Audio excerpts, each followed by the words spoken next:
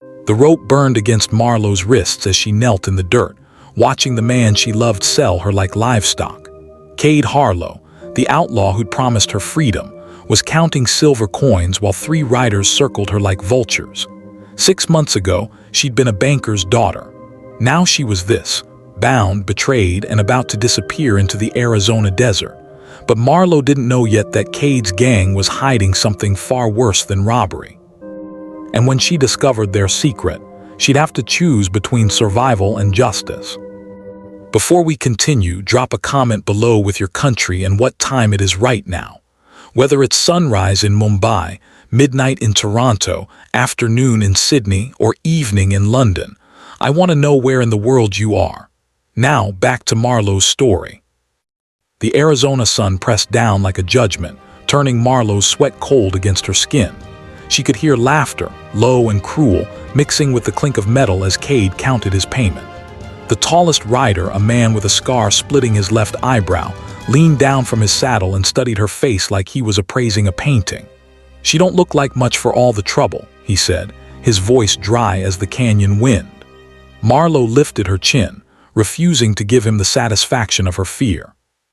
But inside, something was breaking. She'd killed a deputy to protect Cade. She'd burned her father's letters and left her sister Vera crying on the porch. And for what? To be traded like currency to men whose names she didn't even know. Cade finally stood, sliding the coins into his vest pocket with movements too casual, too practiced. He walked toward her with that same easy grin that had pulled her from her safe life into this hell. "Marlowe, darling," he said, crouching down so their eyes were level. His breath smelled like whiskey and lies. "These men are friends. They're gonna take you somewhere safe while I handle some business." Safe. The word sounded like a threat wrapped in velvet. She wanted to spit in his face, but her mouth was too dry, her heart beating too loud in her ears. How had she been so blind? "You're selling me," she whispered, the realization crashing through her chest like a gunshot. Cade's smile didn't falter. He reached out and tucked a strand of her dark hair behind her ear, the gesture so tender it made her stomach twist. "You always were too smart for your own good," he said softly. Behind him, the scarred man laughed, a sound like stones grinding together. Marlowe's vision blurred, not from tears but from rage so pure it felt like fire in her veins. She'd trusted this man.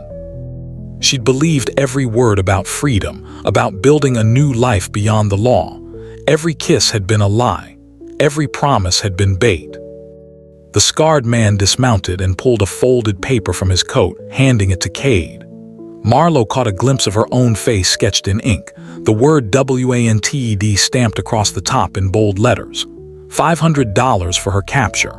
The truth hit her like a physical blow. Cade had turned her into a fugitive deliberately.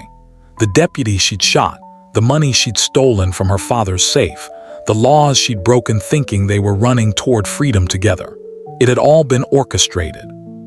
She wasn't his partner, she was his product, and now he was cashing in. As they lifted her to her feet and pushed her toward a covered wagon, Marlowe made herself a promise through the haze of shock and fury. She would survive this. She would learn their secrets. She would discover what kind of operation traded women like cargo across the Arizona territory. And when the time came, when she had the proof and the power, Cade Harlow would pay for every single lie. The wagon wheels creaked as they started moving, carrying her toward an unknown destination. But Marlowe wasn't the helpless banker's daughter anymore. Cade had taught her how to shoot, how to survive, how to be dangerous.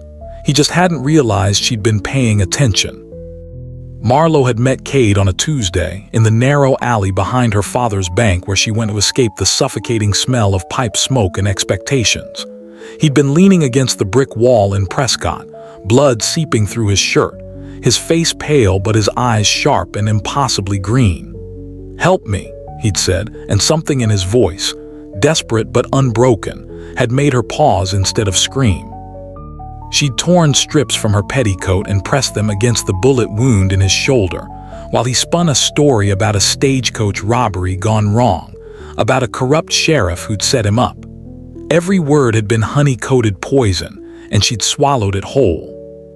For 3 weeks, she smuggled food and bandages to the abandoned stable where he was hiding. He told her stories about the wild country beyond Prescott, about freedom that didn't come with corsets and arranged marriages. He made her laugh in a way that felt like sunlight after years of shadow. Her father wanted her to marry Thomas Whitley, a cattle rancher twice her age with cold hands and colder eyes who looked at her like she was livestock he was purchasing. Cade made her feel alive. When he kissed her for the first time, pressed against the splintered wood of the stable door, she tasted possibility and danger in equal measure. She didn't know she was tasting the bait.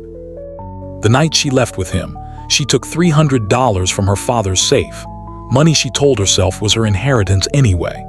Looking back now, from the darkness of this wagon, Marlowe realized Cade had suggested the amount, had counted out exactly how much would make her a thief but not bankrupt her family.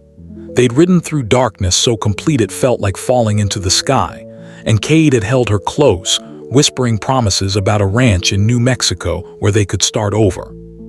She hadn't looked back at the house where she'd grown up, at her sister Vera's bedroom window where a single candle burned like an unanswered question.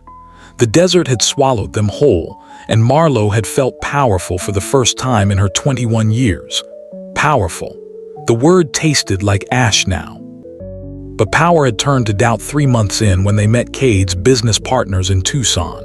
The men looked at her wrong, not with lust but with calculation, like she was part of some deal she hadn't agreed to. Cade laughed too loud, drank too much, and stopped touching her the way he used to. At night, she'd hear them talking in low voices outside their tent, words she couldn't quite catch but that made her skin crawl. Prices, routes, buyers. She told herself she was imagining things, that love required trust. She'd ignored the warning bells screaming in her gut because she'd burned every bridge to be with him. When the deputy came asking questions in that dusty town near the border, Cade had handed her a gun without hesitation. "It's him or us," he'd said. His green eyes locked on hers with an urgency that felt like love but was really just strategy. The deputy's hand had been moving toward his holster, and time had stretched like taffy before snapping back into terrible clarity. She'd pulled the trigger. The sound had been louder than thunder, and Cade had kissed her forehead and told her she was brave, told her they were bound together now, told her everything she needed to hear to stop the shaking. She hadn't known then that she'd just become exactly what he needed, a wanted woman with a $500 bounty and nowhere else to go. The perfect product. The wagon brought Marlowe to a canyon compound where the earth itself seemed hostile, red rock walls that trapped heat and blocked any hope of horizon. But what made her blood run cold wasn't the landscape. It was the women. 20, maybe 30 of them, scattered between tents and crude wooden structures, moving between cooking fires with their eyes down and their dresses torn and sun-faded. This wasn't a gang hideout. This was a prison.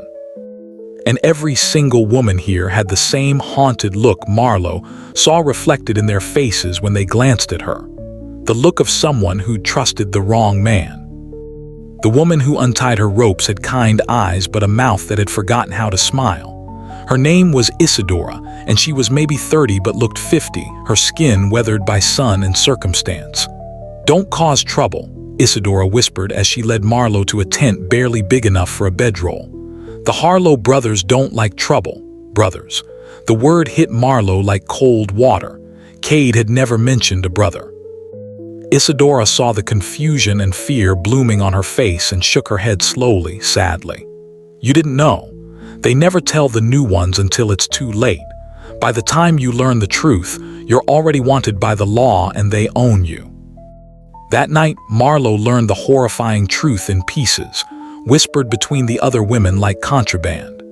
Cade and his brother Silas Harlowe ran the most efficient criminal operation in the Arizona territory, but they didn't rob stagecoaches for gold. They collected women, young women from good families, daughters with fathers who had money, girls who could be manipulated into compromising themselves. The brothers would seduce them, compromise them, turn them into fugitives, then sell them to labor camps or brothels or anyone willing to pay. The wanted posters weren't accidents. They were advertisements with prices attached. Marlowe's hands shook so badly she had to sit on them to make them stop. She wasn't the first. She was just the latest. Silas arrived the next morning, and Marlowe understood immediately why some women worshipped monsters. He was taller than Cade, broader in the shoulders, with the same green eyes but a smile that didn't pretend to be anything other than predatory. He walked straight to her like he'd been waiting, circled her like she was a horse at auction, then tilted her chin up with one calloused finger. "You shot a deputy," he said, and there was respect in his voice that made her skin crawl. "That takes spine.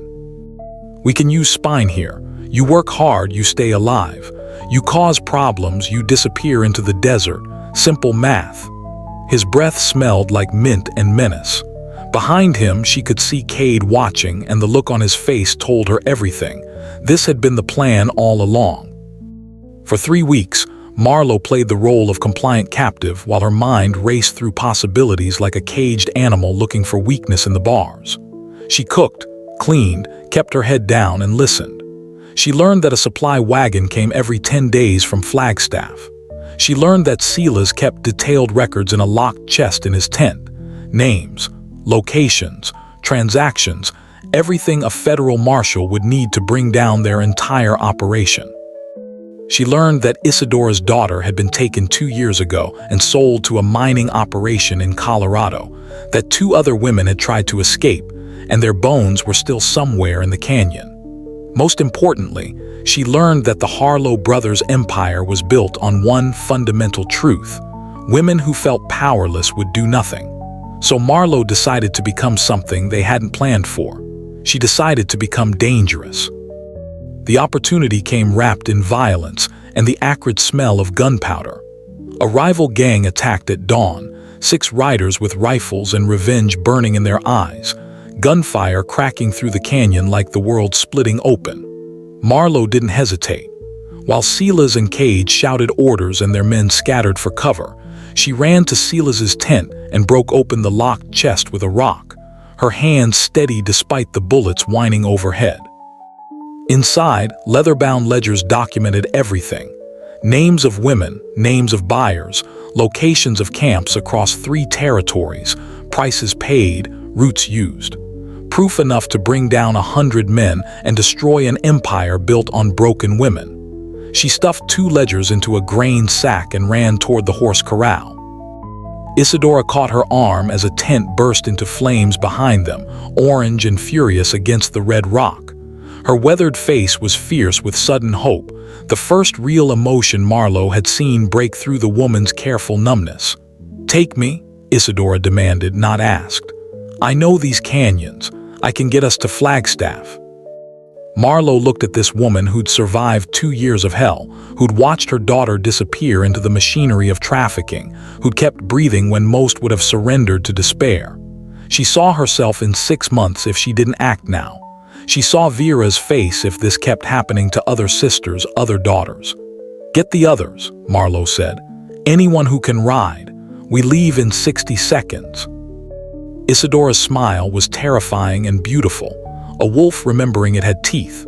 Within a minute, 7 women were mounted on stolen horses, some crying, some laughing, all of them choosing freedom over captivity even if it meant dying in the attempt. They rode like vengeance itself, crashing through the canyon with gunfire at their backs and the morning sun turning everything to gold and shadow. Marlowe's heart hammered against her ribs, but her hands were steady on the reins. Behind them, she could hear Cade screaming her name, fury and disbelief tangled in his voice like he couldn't comprehend that his product had become his enemy. She didn't look back. The desert stretched before them, brutal and indifferent, but in that moment it felt like freedom. One of the women, a girl named Renee who couldn't be more than 19, laughed aloud as they cleared the canyon mouth, a sound so unexpected and pure it made Marlowe's throat tighten with something that might have been joy or might have been grief for all the time they'd lost to fear. They rode for hours, pushing the horses hard, following Isadora through terrain that would have killed them without her knowledge of hidden springs and passable routes. The sun climbed higher, merciless and bright, and Marlowe's lips cracked and bled, but she didn't slow down. In her saddlebag, the ledgers felt like weapons, like justice waiting to be delivered. By nightfall, They'd put 20 miles between themselves and the compound. They camped in a rock formation that hid their fire, and Marlowe spread the ledgers across the dirt with hands that trembled now that the adrenaline was fatting. The women stared at the pages like they were reading their own obituaries, seeing their names next to prices, seeing the machinery of their destruction laid out in neat columns of ink. Isadora touched the page where her daughter's name was written, her finger trembling. "We go to the U.S. Marshal in Flagstaff," Marlowe said, her voice steady despite the exhaustion pulling at her bones. "We give him this, we testify, we end this." Isadora looked up, tears cutting tracks through the dust on her face. "They'll hang us too," she whispered. "We're all wanted."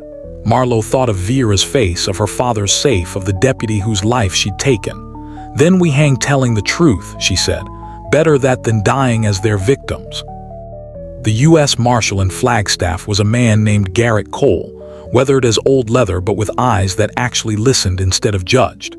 He read through the ledgers for 3 hours while Marlowe and the other women sat in his office, dusty and exhausted and terrified that he wouldn't believe them, that he'd see only their wanted posters and not their truth. When he finally looked up, his expression was grim but his voice was gentle. "This is enough to bring federal charges," he said. "But you understand what you're asking. You'll all have to testify, your names will be in newspapers, your families will know what happened." Marlowe's hands were steady when she nodded. "Our families already lost us, Marshal. Maybe it's time they knew why." The trial took 6 weeks to organize, and in that time Marlowe wrote a letter to Vera that she rewrote 17 times, trying to find words that could explain the difference between mistake and manipulation, between guilt and victimhood. She didn't know if her sister would understand, if anyone would, if the world was ready to see them as anything other than criminals who'd chosen their fate. But the morning the trial began in Phoenix, when Marlowe walked into that courthouse in chains, Vera was sitting in the second row. Their eyes met across the crowded gallery, and Vera nodded once, just once, but it was enough. It was everything. Behind her sat 3 other women whose daughters had disappeared into the same machinery that had nearly destroyed Marlowe. The gallery was full of people who'd been looking for ghosts and found survivors instead. Cade and Silas Harlow sat at the defendant's table in clean suits that couldn't hide what they were. Cade tried to catch Marlowe's eye, his expression a performance of wounded innocence that might have worked on the girl she'd been 6 months ago.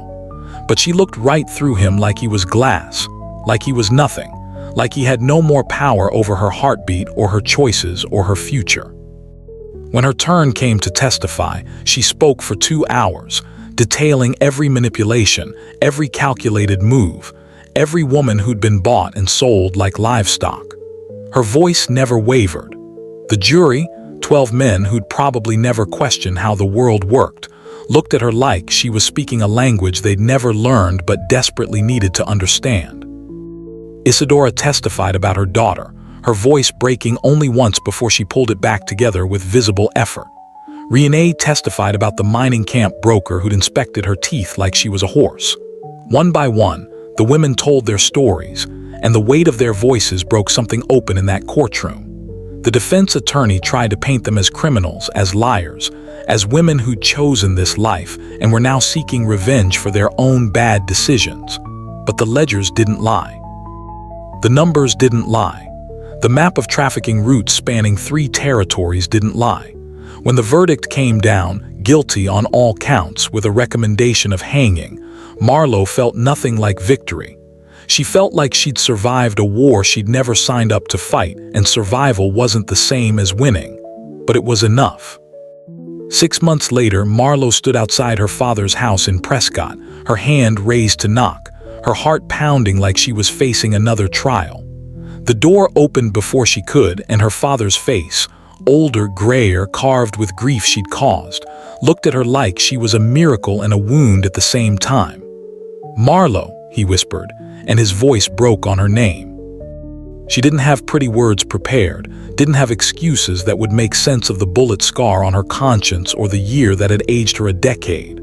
"I'm not asking you to forgive me," she said. "I'm asking if I can start earning it back."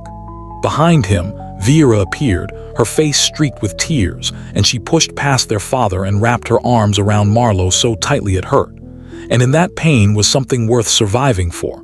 Marlowe had been outlawed at 21. At 22, she was learning that redemption wasn't a destination. It was the choice to keep walking toward it, one terrible, honest step at a time. The desert wind carried the smell of sage and dust, and for the first time in a year, it smelled like home.